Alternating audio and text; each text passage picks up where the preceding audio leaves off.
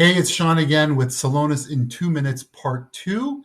I hope you saw part one where we dove into our variant explorer here, where we really wanted to measure our execution capacity and understand where our gaps were in our process.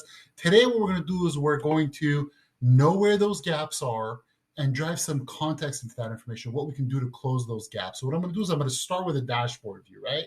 So on our dashboard here, we've got a bunch of KPIs that make sense to us when we're looking at a procure to pay process, right?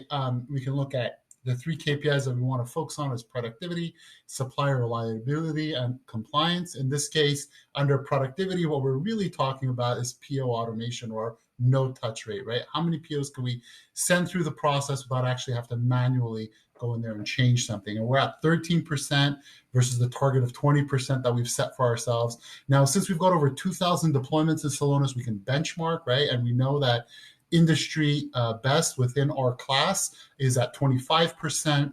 And if we can pump that number up to where we're looking to get it, we're looking at a $13 million savings. So really worth diving in here and seeing how we can increase that automation rate.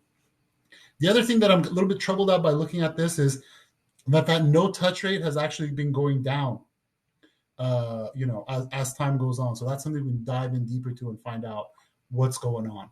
Down here under the productivity tab, I'm going to go ahead and click that. And what that's going to do is going to bring up that process explorer that we had looked at earlier, and that was in part one. And on the right side, here's where we're getting context to that information, right? So we know what the process is. We know where those gaps are. We can really look into those. But what does that mean? And what it means on the right side here is we can see what are the most common variables that are impacting that PO automation rate. And we can see the first thing is price change, right? And so let's take another look at what else is going on here. So we can look at what our average cost per PO is at $48.